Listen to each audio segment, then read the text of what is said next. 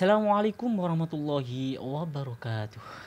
Bismillah, alhamdulillah, assalatu wassalamu ala rasulillah, assalatu wassalamu ala sayyidina Nabi Muhammad sallallahu alaihi wasallam wa ala alihi wa ashabihi anjma'in, amma ba'd.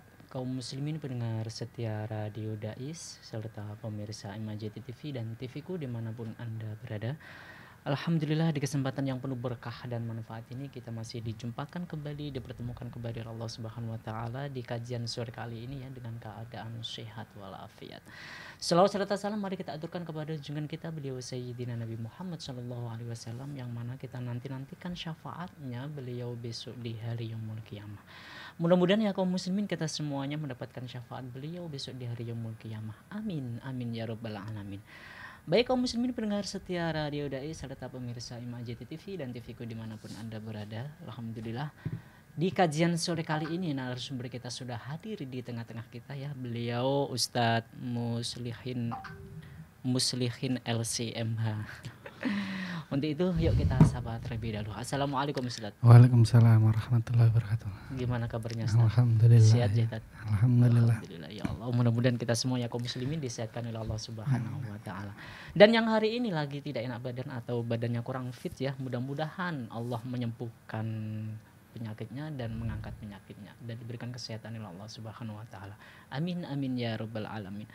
Kaum muslimin pendengar setia Radio Dai serta pemirsa MAJT TV dimanapun Anda berada, kajian sore kali ini yaitu kitab fikih kontemporer yang insya Allah akan mengusung sebuah tema tentang wudunya orang disabilitas.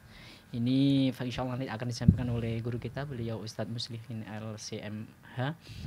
Dan bagi para kaum muslimin dan pendengar setia Radio Dai serta pemirsa yang ingin bertanya seputar tema nanti bisa melalui WhatsApp Radio Dai di 0821 336 70.000 atau bisa melalui langsung teleponnya ya di 024 674 6352. Untuk itu yuk langsung saja kita simak kajian sore kali ini bersama guru kita Ustadz Muslihin LCMH. Waktu kami persilakan, monggo. Bismillahirrahmanirrahim. Alhamdulillahirabbil alamin. Wa bihi nasta'in ala umuri dunya waddin. Wassalatu wassalamu ala asyrafil anbiya wal mursalin sayyidina wa maulana Muhammadin wa ala alihi wa ashabihi wa man tabi'ahum bi ihsanin ila yaumiddin. Amma ba'du. Para pendengar Radio Dais dimanapun Anda berada, para pemirsa MAJT TV, para pendengar Radio Gaul, para pemirsa dan pendengar semuanya entah melalui apa saja, alhamdulillah pada sore hari ini dalam keadaan sehat walafiat kita dipertemukan oleh Allah Subhanahu wa taala dan bisa saling sapa kembali di kajian setiap sore hari Sabtu sore dalam membahas tentang hukum-hukumnya Allah Subhanahu wa taala.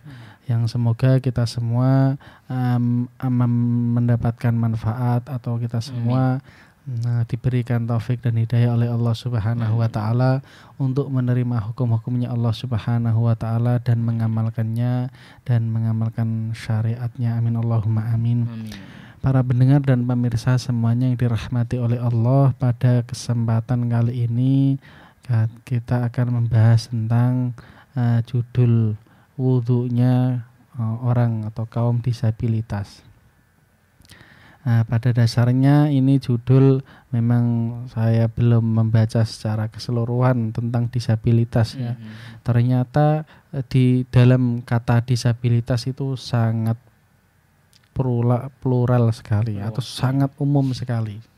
Karena apa? Karena disabilitas itu berbagai macam. Ada macam-macam disabilitas yang ternyata kalau kita teliti itu sebenarnya sangat menarik untuk dibahas. Betul.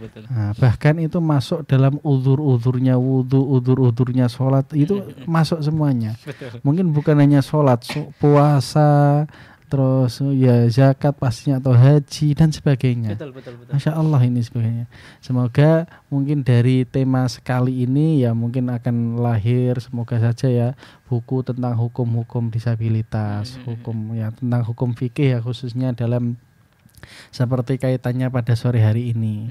Ya semoga saja mungkin saya diberi kekuatan dan taufik oleh Allah bisa ngarang buku khusus tentang disabilitas. Karena disabilitas itu tadi ya seperti yang saya katakan itu sangat umum sekali. Ada disabilitas itu ya ada fisik, ada intelektual, ada disabilitas mental, ada juga disabilitas sensorik. Dan juga ada disabilitas ganda. Nah, ini banyak semua ya. Ada fisik, disabilitas fisik itu ya mungkin bisa saja antara lain orang yang diamputasi, orang yang lumpuh atau kaku, atau orang yang cerebral palsy, CP atau akibat stroke, akibat kusta itu semua adalah masuk pada disabilitas fisik. Yang mungkin gambaran kita wudhunya orang disabilitas sebenarnya kita akan membahas di sini. Nah, cara wudhunya gimana kan gitu ya. Betul. Mungkin fisik adalah orang yang mungkin diamputasi misalnya tangannya setengah atau tangan enggak punya tangan misalnya atau kaki dan sebagainya. Ternyata dalam disabilitas bukan hanya itu. Kita gambarannya disabilitas adalah wudhunya orang disabilitas ya. Bayangannya adalah disabilitas fisik saja kita. Ternyata dalam disabilitas ada juga disabilitas intelektual. Nah, di situ ada mungkin kecerdasan di bawah rata-rata, atau mungkin lambat belajar, Down syndrome dan sebagainya. Ini kan juga menarik juga untuk dibahas. Apakah mereka itu wajib sholat atau gimana yang wajib sholat dan sebagainya. Itu mungkin kita dulu juga pernah membahas tentang ini. Mungkin sholatnya orang apa itu autis ya. Itu baru satu di antara jenis disabilitas padahal. Anggap saja itu autis adalah disabilitas kecerdasan misalnya. Ternyata ada disabilitas yang itu tadi fisik, ada yang mental dan sebagainya. Mental itu seperti apa? Seperti fungsi pikiran, emosi, perilaku.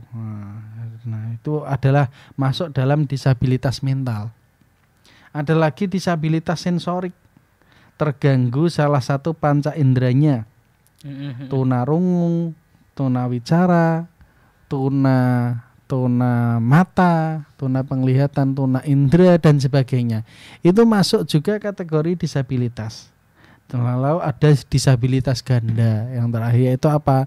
Yang tidak berfungsi bukan hanya satu, tapi 2 atau 3. Gak bisa bicara dan gak bisa mendengar, gak bisa melihat sekalian gak bisa mendengar. Itu disabilitas ganda yang mungkin tingkatannya lebih. Nah, di sini kan ada ini mana yang wajib sholat, mana yang tidak, mana yang sesuai hadis yang jelas, mana yang mereka mukallaf, mana yang tidak. Betul. Ini sebenarnya sangat menarik kalau misalnya dibuat buku khusus untuk fikih disabilitas. Masya Allah ini ya. Penelitian bagus ini. Iya ini.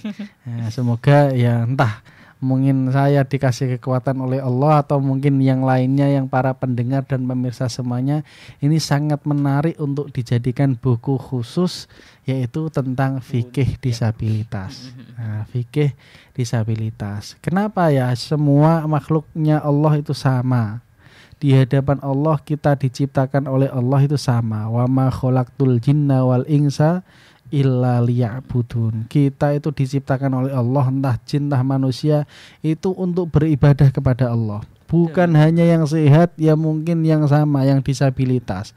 Cuman siapa yang wajib bagi mereka untuk menjalankan ibadah yang tidak.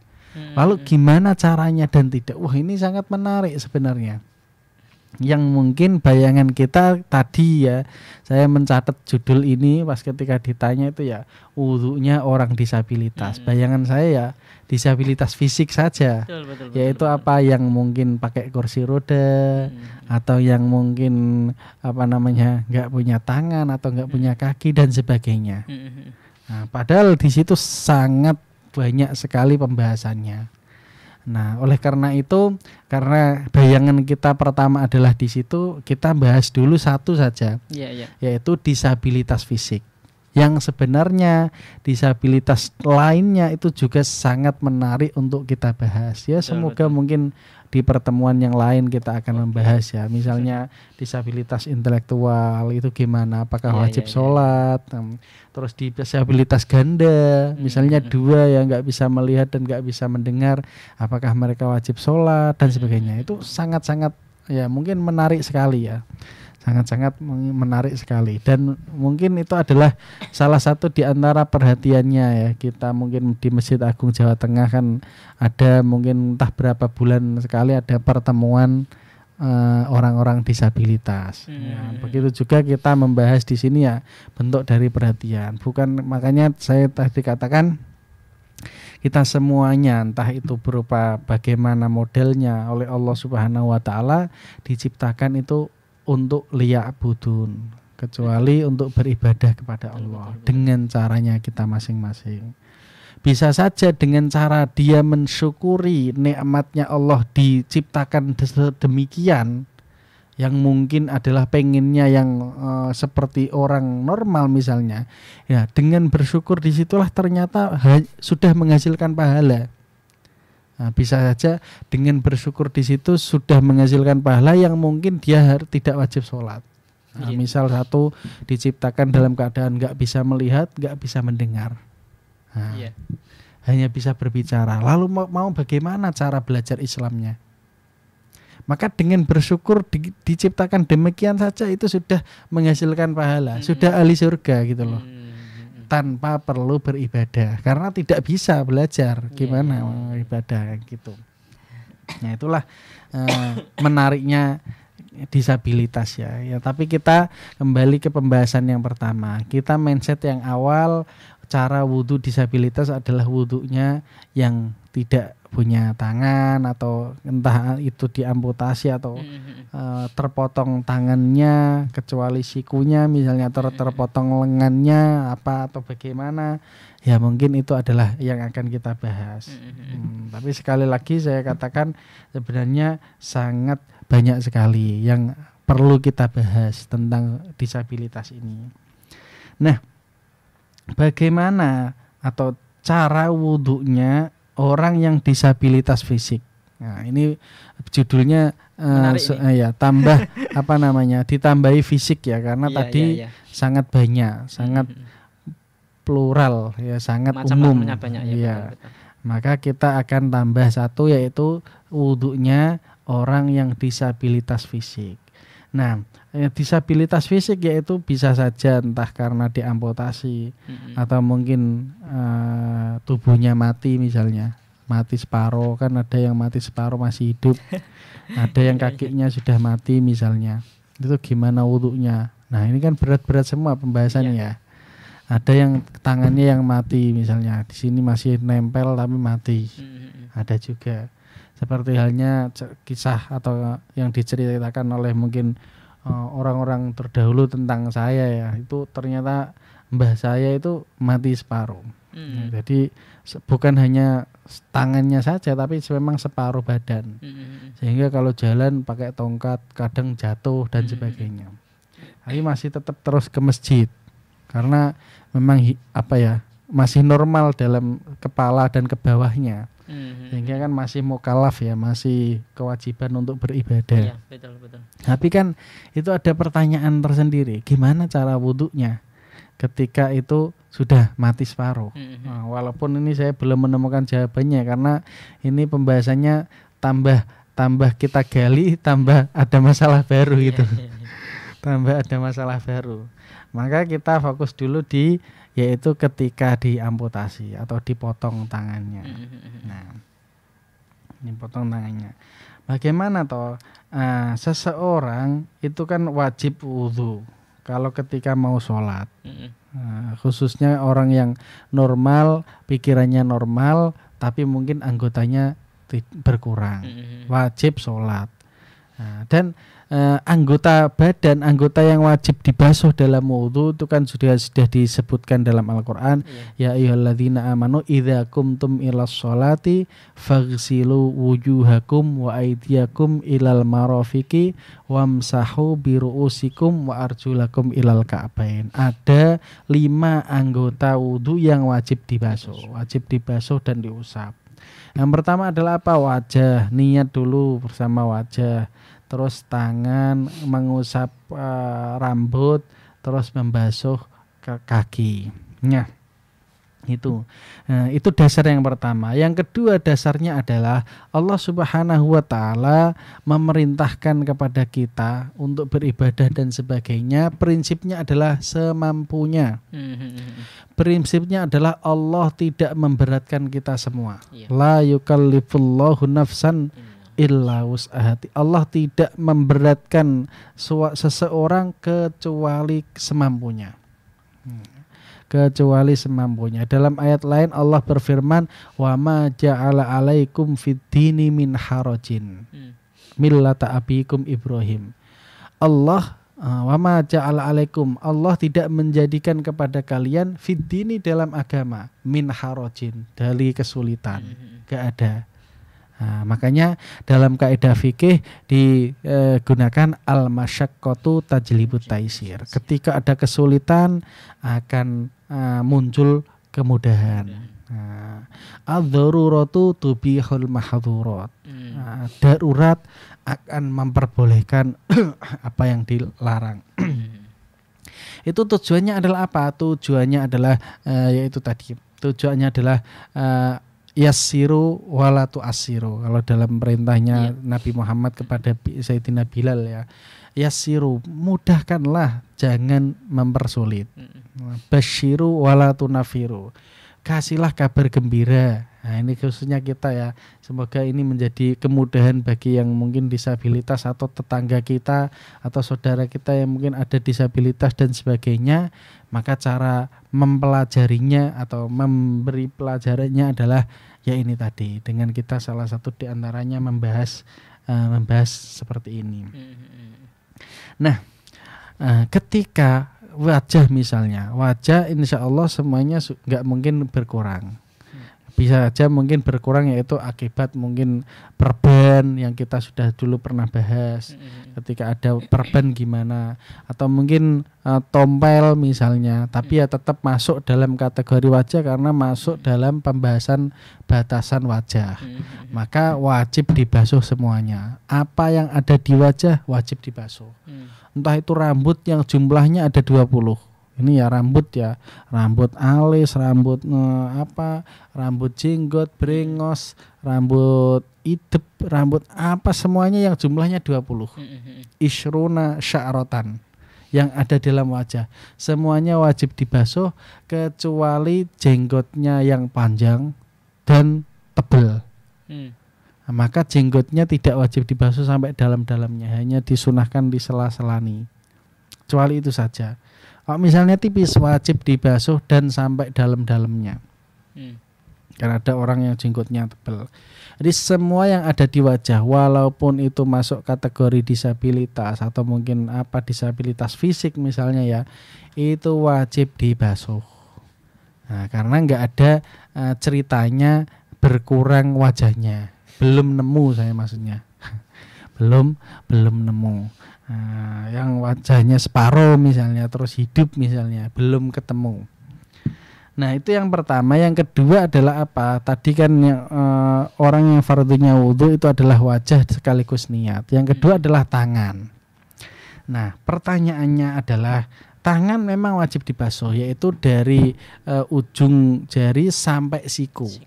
Dan harus lebih dari siku. Karena kaedahnya dalam kaedah fikih ma la yatimul wajibu illa bihi fahuwa wajibun. Sesuatu wajib yang tidak sempurna, bisa sempurna kecuali harus nambahi sesuatu lain, maka tambahannya itu juga wajib. Jadi seketika pas batasan siku tapi sikunya nggak bisa sempurna kecuali harus lebih, maka ya kelebihan dari siku itu juga wajib. Nah, wajib dibasuh. Nah, pertanyaannya adalah bagaimana ketika sikunya terpotong? Nah, atau bagaimana kalau misalnya sikunya itu di atas sini? Jadi ada orang tangan sampai sikunya di atas sini, nggak punya ini lengan sini misalnya, lengannya ke sini. Yang wajib dibasuh yang mana? Nah, atau nggak punya lengan sama sekali, Jadi dari ujung langsung sampai sikunya di sini di atas. Jadi kayak robot gitu misalnya ya. Nah, itu mana yang wajib dibasuh? Nah, ini kan juga menarik ini. Menariknya adalah memang ini masuk kategori disabilitas tapi hanya satu tadi. Hanya fisik saja. Padahal disabilitas sangatlah banyak. Iya, sangatlah banyak. Maka ya memang menariknya di sini. Dan ternyata ini sudah dibahas oleh para ulama. Sudah dibahas ya. Misalnya sikunya ini itu dan sebagainya. Maka kita bacakan mungkin ringkesan dari kitab-kitab. Salah satu diantaranya adalah kitab yang diringkes oleh guru kami Syekh Muhammad bin Ali bin Muhammad Ba'atiyah dalam kitab Zadul Labib. Syarahnya Abi Suja' wa Takrib. Yaitu apa? Wal mirfaqoni majma'ul idhami thalath idhamatail addi wa ibratu zira ad-dakhilah bainama wa sumya bidzalika.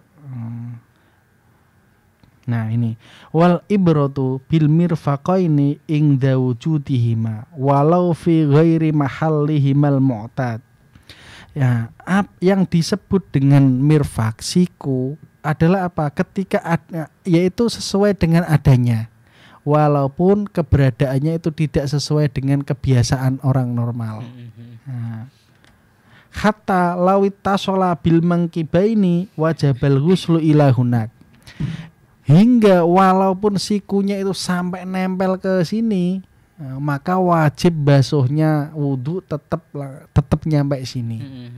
Nah, definisi mirfakun ya siku ya. Jadi dari ujung jari menuju siku, walaupun sikunya itu nempel sini, nggak normal misalnya, maka tetap wajib basuhnya wudu itu sampai siku, walaupun nggak punya ini bahu. Nah, itu yang pertama. Terus yang kedua adalah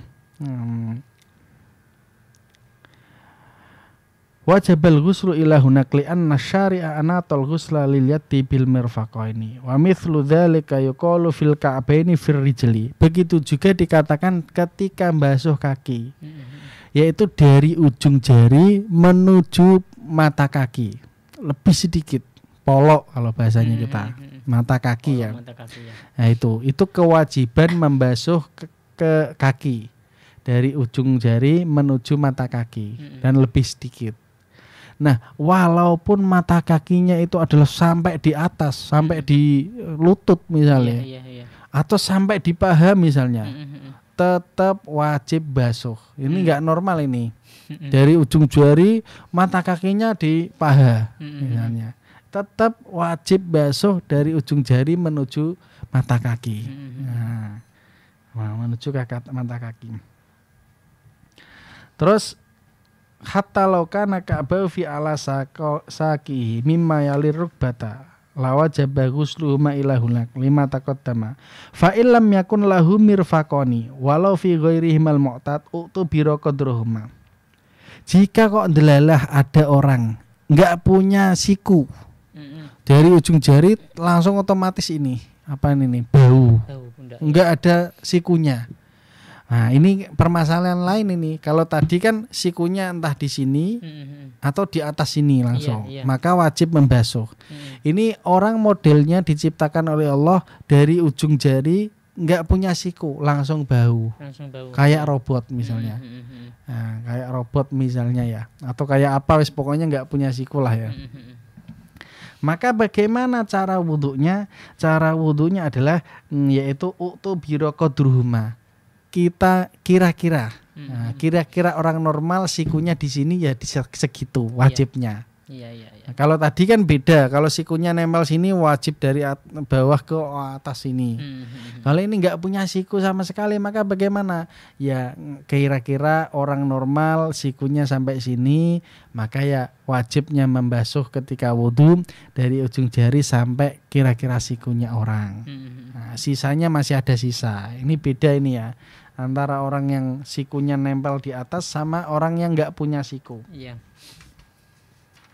Utu biro qadruhuma qadru mahallima min mu'tadil khilqah min akronihi bin nisbati ka antu tabaru yadu mu'tadil khilqah min ru'usil asabi ilal mangkib wa min ru'usil asabi ilal mirfaqain fama balahu minal maqadir ka salasati arba'i dzalika wajaba ghusluhu min faqitil mirfaqain. Terus ada juga orang yang bagaimana? Orang yang tidak punya tangan atau terpotong di sini.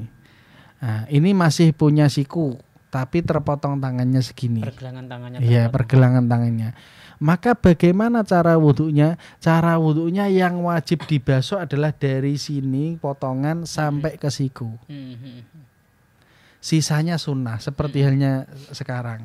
Kita kan dari ujung jari kita sampai ke siku itu wajib, sisanya dari bahu ini sunnah. Nah, kalau terpotong di sini maka wajibnya adalah dari sini potongannya sampai ke siku. Nah, itu.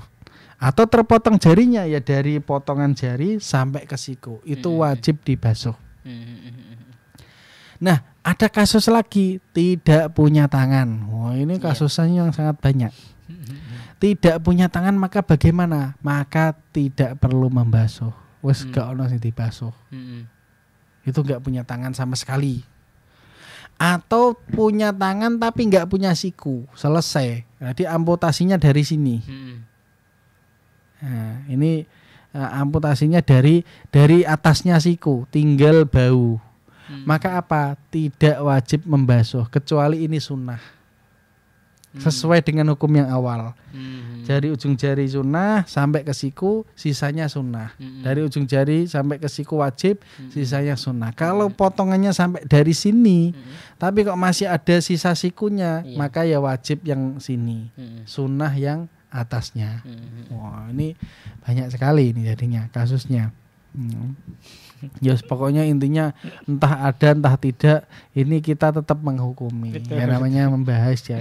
Semoga saja mungkin barangkali di tetangga panjenengan, para pendengar atau saudara atau siapa yang punya orang kaum disabilitas fisik khususnya, maka tetap mengajari caranya wudhu bagaimana.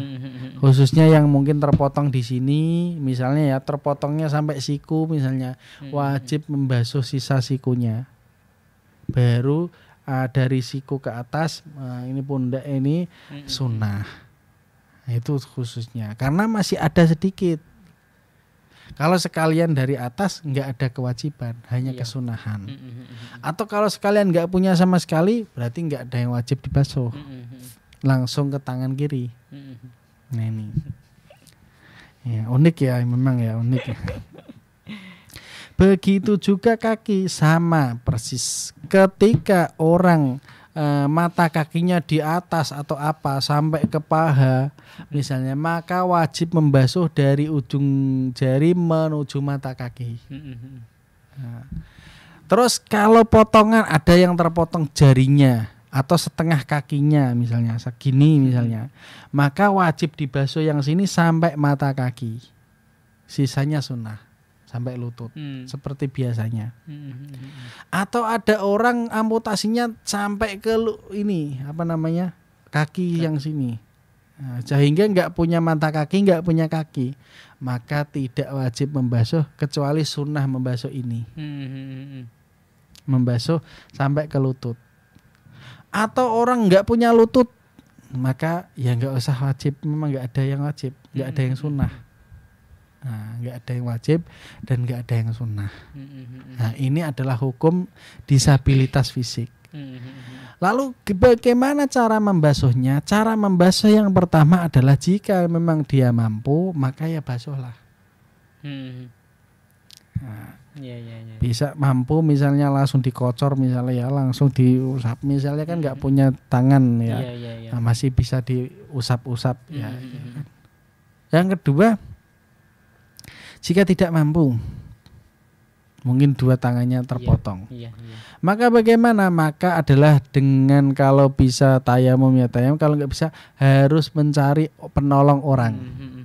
Jadi ada orang yang disuruh mengocorkan, membukakan. Kalau nggak bisa mengocorkan, maka harus mencari orang dengan dibayar. Nggak ada yang gratis dengan dibayar. Asalkan bayarannya adalah ujratul misli. Pas dengan normalnya, ya harganya segitu kira-kira gitu. Kalau di atas normal baru tidak wajib wudu, ganti tayamum, nanti ngulangi lagi kalau sudah mampu. Kalau sudah mampu, atau nggak ada tayamum, nggak bisa tayamum juga, ya sudah sholat semampunya, nanti diulangi lagi kalau sudah mampu. Misal 2 tangannya diamputasi, dia wajib membasuh yang sini dan yang sini, sedangkan dia membasuh sendiri nggak bisa, membuka keran nggak bisa. Yang kedua, mencari orang dengan gratis nggak ada yang mau. Yang ketiga, dengan bayar tapi ternyata ada yang mau tapi bayarnya mahal. Nah, maka apa? Terus dia tayamum nggak bisa tayamum, gimana? Menyiapkan debu dan sebagainya. Maka dia wajib sholat dengan apa adanya seperti itu. Nanti diulangi kalau bisa wudhu dan sebagainya. Nah itu. Jadi itu yang terakhir. Maka pada intinya adalah ya bagaimana sholat semampunya, asalkan jangan sampai tidak sholat. Ini adalah yang dulu sering kita bahas. Selama otaknya normal, pemikirannya normal, wajib bagi dia sholat. Entah itu siapa saja, disabilitas, non disabilitas, normal, non normal dan sebagainya. Apalagi ini adalah disabilitas fisik yang otaknya masih normal, kecuali hanya anggota badannya saja. Maka selama itu pula tetap wajib beribadah kepada Allah Subhanahu wa taala. Jangan sampai menjadi orang yang rugi. Di dunia rugi, mungkin sudah enggak punya anggota badan, tapi sudah tidak sholat. Ini kan rugi 2. Dunia rugi, di akhirat rugi. Nah, ini adalah menjadi musibah. Maka ini diantara cara wudhunya orang yang disabilitas fisik khususnya. Nah, ini mungkin insya Allah kita akan bahas di lain waktu atau di lain kesempatan. Disabilitas pemikiran, disabilitas autis, disabilitas dan yang lainnya. Betul. Nah, semoga ini ada manfaatnya. Amin. Baik, terima kasih Ustadz. Tadi penjelasannya sangat komprehensif, sangat plural, sangat luas sekali berkaitan dengan disabilitas fisik ya. Yang kita bahas di sini adalah disabilitas fisik. Bagaimana cara wudhunya seorang yang memiliki disabilitas fisik. Tapi sebenarnya banyak macam-macamnya disabilitas. Tapi kita yang bahas di sini yang pertama adalah disabilitas fisik. Untuk itu bagi kaum muslimin yang para pendengar dan pemirsa yang ingin bertanya bisa ya di 0821 336 70.000 atau langsung saja melalui via teleponnya Radio Dais di 0246746352. Ustadz, sebelum kita melangkah lebih jauh Ustadz, tadi banyak atau bagaimana cara orang yang disabilitas fisik itu cara berwudunya seperti apa. Ini ada satu contoh Ustadz. Ada yang wajib dibasuh, diantaranya adalah rambut. Bagaimana kalau seandainya orang tersebut tidak memiliki rambut atau gundul? Itu gimana tadi? Memang tadi belum dibahas ya. Iya. Ini kebetulan ada langsung takbirnya ya. Yaitu isolul balal ila roksi bi ayyi kaifiyatin kanat. Yaitu cara basuhnya apa? Yang penting menyampaikan basah-basahnya ke rambut. Dengan cara bagaimana saja, entah dengan tangannya atau dengan khirqatin gombal atau dengan selainnya, atau dengan mengucurkan atau pokoknya dengan bagaimana. Terus lalu bagaimana ketika ada orang itu tanpa rambut? Nah, maka ini ada, yaitu dengan membasuh kira-kira rambutnya. Yang ada rambutnya. Yang ada rambutnya atau botaknya. Yang ada botaknya. Yang insya Allah ini nanti setelah break sejenak setelah itu akan bacakan takbirnya. Oke. Insya Allah. Terima kasih Ustadz. Jadi kaum muslimin pendengar setia Radio Dais, karena waktu sudah agak begitu mepet, kita akan rehat sejenak setelah satu nada berikut ini.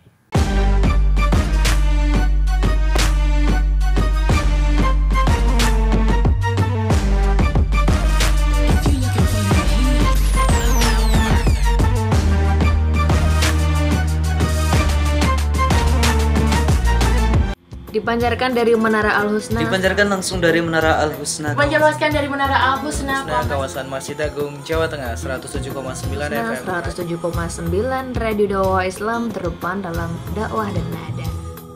Radio Dakwah Islam atau yang kerap disingkat Radio Dais telah mengudara sejak 23 September 2006.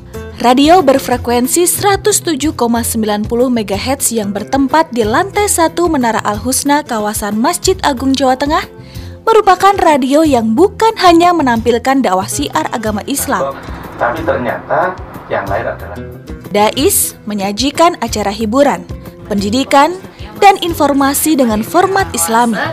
Saatnya disapa dulu ya, udah gabung via SMS-nya. Berjumpa kembali bersama saya Conan di dalam acara Uswah. Kita akan membahas sesuatu yang berkaitan dengan tanaman kaum muslim. Masih dalam acara Salam Pagi. Kaum muslim, sesaat lagi kita akan bergabung dengan Masjid Agung Jawa Tengah untuk menantikan azan sholat zuhur.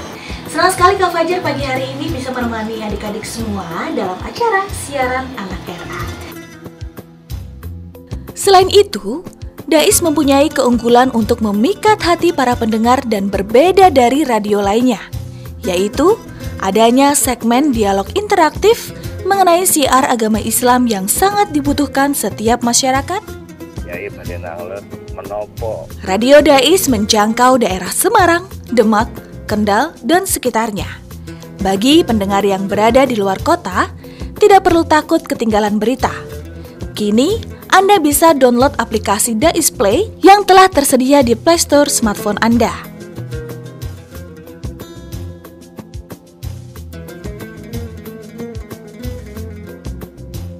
Radio Dais, terdepan dalam dakwah dan nada.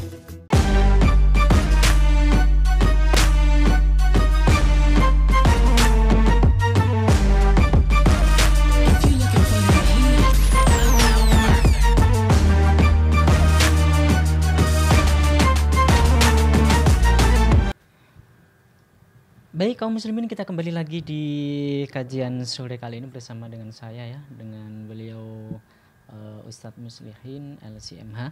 Jadi sekali lagi silakan kaum muslimin dan para pendengar serta pemirsa yang ingin bertanya bisa melalui WhatsApp Radio Dais di 082133670000 atau langsung saja via telepon ya di 0224674634 Tat, kita sambung lagi Tat. Ini kebetulan ada yang sudah WA ini Tat. Jadi oke, dari Bapak Romli. Assalamualaikum warahmatullahi wabarakatuh. Waalaikumsalam warahmatullahi wabarakatuh. Ustadz mau bertanya Ustadz, bagaimana ketika pada waktu kecelakaan tangannya masih terbungkus dengan perban, tetapi yang lainnya masih normal atau baik-baik saja. Bagaimana cara wudhunya?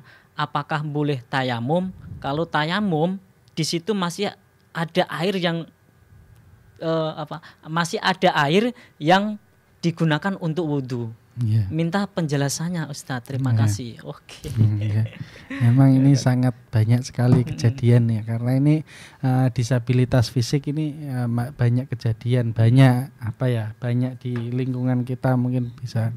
Kalau selain fisik itu kan masih sangat gimana sholatnya, yang mungkin disabilitas pemikiran misalnya, kayak anak kecil itu wajib sholat atau tidak dan sebagainya.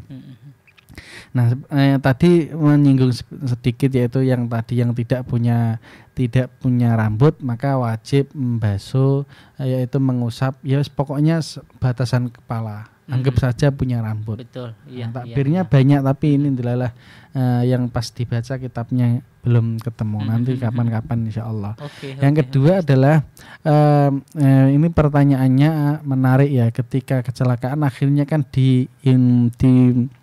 diperban. Betul. Ya, pernah kita juga sudah membahas yaitu bagaimana wudhunya orang yang berperban. Memang ini saya sengaja beberapa minggu ini empat pertemuan ini tentang wudhu semua. Nah, karena dulu pernah membahas tapi berbeda-beda ya. Habis wudhu sholat, habis wudhu sholat muamalah.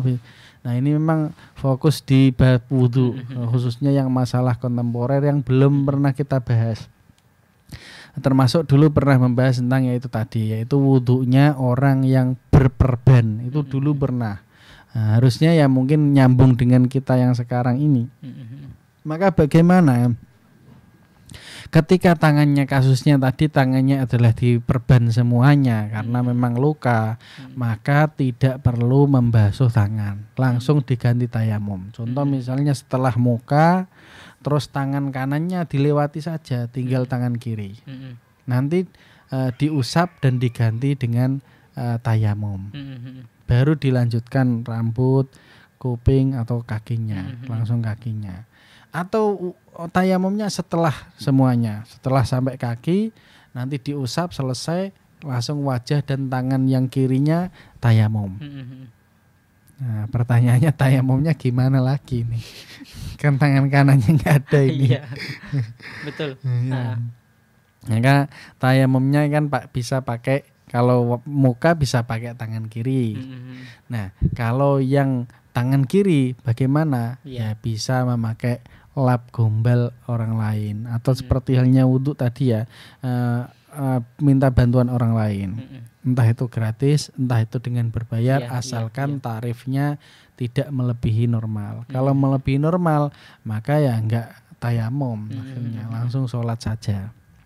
Nah, terus pertanyaannya apakah sholatnya sah ketika diganti tayamum padahal ada air? Tadi kan kasusnya tadi ya, ada air, sedangkan ada air. Maka kalau memang bisa dicopot, tangannya itu bisa betah nahan air, nah, maka ya nggak mengulangi, sholatnya, sah normal. Nah, pertanyaannya adalah selanjutnya adalah sholat tangannya itu diperban sedangkan ada air dan sebagainya, memang perbannya itu tidak melebihi lukanya. Ada orang yang lukanya sekian, perbannya sampai sekian. Nah ini jadi masalah. Lukanya hanya di ujung sini, tapi perbannya sampai sini. Nah ini yang jadi masalah. Kalau perbannya pas, memang lukanya semuanya, terus tangannya diperban semuanya, oke. Sampai di siku diperban, oke, maka sah semuanya. Diganti tayamum itu sah dan tidak perlu mengulang sholat. Ya, ulangi ya, ketika perbannya lukanya itu seluruh tangan misalnya, betul. Dan diperban sampai siku semuanya ini, sehingga tidak bisa menerima air semuanya, maka sholatnya sah, diganti tayamum. Yang tidak sah adalah ketika lukanya sedikit atau sekian yang diperban semuanya.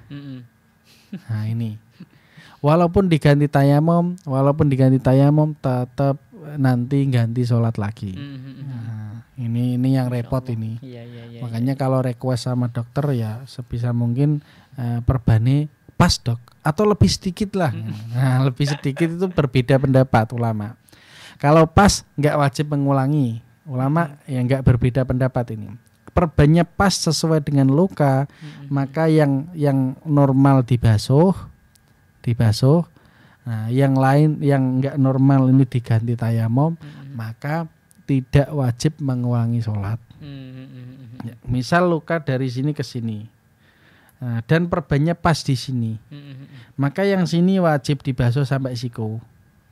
Nah, ini nanti selesai wudhu ditayamumi, ganti tayamum, maka tidak wajib mengulangi sholat. Yang wajib mengulangi sholat adalah jika lukanya sampai sini, perbannya sampai sini. Nah ini, perbannya lebih daripada lukanya, maka ulama sepakat kalau lebihnya itu banyak. Kalau lebihnya sedikit sesuai dengan bisa mengatasi luka, maka masih berbeda pendapat ulama. Tapi kalau lebihnya banyak, dari lukanya sampai sini, perbannya sampai sini atau bahkan sampai sini, atau kadang di mumi wajah misalnya ya, maka walaupun diganti tayamum, tetap diganti tayamum, tapi nanti tetap mengulangi sholat, karena ada ini yang tidak sah. Yang harusnya dibasuh, tapi karena masih ada perban akhirnya nggak bisa terbasuh. Nah ini, Nah ini jadi kalau yang lebih ya, kalau nggak lebih maka nggak apa-apa. Iya. Nah ini cara diantara wudhu dan sholatnya orang yang diperban. Betul, ini betul, jadi betul. sesuai dengan pertanyaannya. Karena di luar pertanyaan ini nanti ya akan membahas nanti kalau gini gimana, nanti kalau gini gimana. Betul, Nah betul. itu silakan ditanyakan gitu. Silakan Baik, tadi ya ditanyakan. Bapak yang sudah bertanya tadi, intinya adalah diwajibkan untuk melaksanakan wudhu baik itu tayamum ataupun dengan menggunakan air. Tapi harus ada konsekuensi atau ada keringanan-keringanan yang diperbolehkan untuk bagi orang yang mengalami sesuatu yang terjadi apa yang ditanyakan oleh Bapak Iya, tadi. tadi saya simpulkan kalau memang perbannya atau lukanya itu semua tangan dan diperban semuanya langsung diganti tayamum Iya. dan nggak perlu mengulang sholat. Kalau lukanya itu setengah tangan, Iya. nah, setengah tangan kok perbannya pas sesuai tangan, maka yang normal dibasuh dari tangan ini dan sisanya dibasuh diganti tayamum, nggak perlu ngulang sholat. Yang ngulang sholat adalah lukanya setengah tangan, perbannya seluruh tangan. Iya. Nah ini wajib ngulang sholat. Oke, Ustaz, terima kasih Tat. Masih ada satu pertanyaan ini Tat. Pertanyaannya masih berkaitan dengan disabilitas. Ya. Dari Ibu Tukini. Assalamualaikum warahmatullahi wabarakatuh. Waalaikumsalam warahmatullahi wabarakatuh. Ustadz mau tanya Tat. Ya. Suami saya pada waktu itu kecelakaan. Dia tidak bisa apa-apa. Saya mau wudukan suami saya dengan cara tayamum. Ya. Apakah itu boleh? Kalau boleh katanya bukan muhrim. Terus gimana itu Tat penjelasannya? Terima kasih. Iya. Bagus pertanyaan ini. Iya, Tat. Masya Allah ya. Di luar dari ekspektasi Iya, yang iya, kita iya, akan iya. membahas ya. Iya betul. Ya. Yang pertama karena suaminya tadi ini kecelakaan Iya, ya. betul, Entah keadaannya kemungkinan kalau kita kira-kira adalah keadaannya lumpuh Betul ya. dan nggak bisa apa-apa. Betul. Nah, dulu kasusnya sama seperti mbah saya yang dari ibu. Iya. Kalau mbah saya yang dari ayah itu tadi mati separuh tadi ya. Iya betul. Kalau mbah saya yang dari ibu sampai umur tua itu ya masih berdua terus. Berdua dan yang ngopeni mbah saya yang perempuan. Iya. Nah, sampai mewudukan, Iya, betul. menyeboi dan Iya, sebagainya. iya. Nah, ini mungkin sama. Nah, sama seperti mbah saya yang dari jalur ibu. Yaitu gimana? Dia yang laki-laki lumpuh, maka bagaimana sholatnya? Nah, kalau memang tidak bisa menerima air, Iya. ya karena mungkin lecet apa semuanya Betul, ya, betul, lukanya parah dan nggak kering-kering, maka langsung diganti Iya, tayamum. kayak tayamum. Cara mentayamumi siapa? Ya kalau memang ini dalam madzhab Syafi'i kan sentuhan suami istri membatalkan wudhu, Iya, maka ya iya. anaknya yang laki-laki atau anaknya yang perempuan atau bapaknya atau adiknya. Iya. Nah, Iya. kalau memang nggak ada ini Lah, nggak itu. sabar. Ini nggak sabar. Yang sabar memang adalah istrinya karena besti seumur hidup semati gitu ya. Iya. Dunia akhirat nah, ya. Maka bagaimana? Maka ya pakai madhab yang lain. Nah, madhab Imam Abu Hanifah atau Iya. madhab yang lain selain madhab Syafi'i Iya. yang mengatakan bahwa sentuhan suami istri tidak membatalkan asalkan tidak pakai syahwat Betul. Iya. atau iya. bahkan asalkan walaupun pakai syahwat misalnya ya. Atau asalkan tidak pakai syahwat karena itu sudah menggugurkan kewajiban ibadahnya suami sehingga suami nanti ditayamumi wajah dan tangannya karena tidak bisa menerima air. Tapi kalau masih bisa menerima air, contoh misalnya kakinya tidak apa-apa, tangan sama wajahnya lecet semuanya tinggal kakinya, maka kakinya wajib pakai air. Nah, sisanya ditayamumi. Ya, misalnya mampu untuk ditayamumi ya. Kalau tidak bisa pakai air nggak bisa ditayamumi. Ya ini kan lukanya masih basah ya. Iya, Kalau iya. ditayamumi nanti nempel debunya. Iya. Dan malah tambah Iya. ya sudah. Maka ya sholat segitunya. Kemampunya. Nah, itu sangat memang menarik ya. Takbirnya gimana ya? Ini takbirnya wis banyak semua. Intinya adalah kita sesuai dengan kitab insyaallah ya. Amin amin. Baik Bapak dan Ibu tadi yang sudah bertanya ya. Terima kasih atas atensi pertanyaannya. Mudah-mudahan diberikan kesehatan dan bisa selalu mendengarkan kajian-kajian sore di Radio Dais ya. Ustadz mohon maaf karena waktu kita sudah mepet. Untuk itu kita selesai di kajian sore kali ini dan minta doa barokahnya agar kajian sore kali menjadi kajian yang manfaat untuk diri kita semua. Terima kasih. Bismillahirrahmanirrahim. Alhamdulillahirabbil alamin. Allahumma shalli ala sayyidina Muhammad wa ala sayyidina Muhammad. Allahumma anfa'na bima 'allamtana wa 'allimna ma yanfa'una wa zidna ilman nafi'a. Allahumma faqihna fid din wa 'allimna ta'wil. Allahumma nawwir qulubana bi nuri hidayatika kama nawwartal ardha bi nuri syamsik. Allahumma atina fid dunya hasanah fil akhirati hasanah wa qina adzabannar. Alhamdulillahirabbil alamin. Baik kaum muslimin pendengar setia Radio Dais dan pemirsa Imajiti TV serta TVku dimanapun Anda berada, alhamdulillah kajian sore kali ini sudah paripurna atau sudah selesai. Untuk itu mari kita baca hamdalah bersama.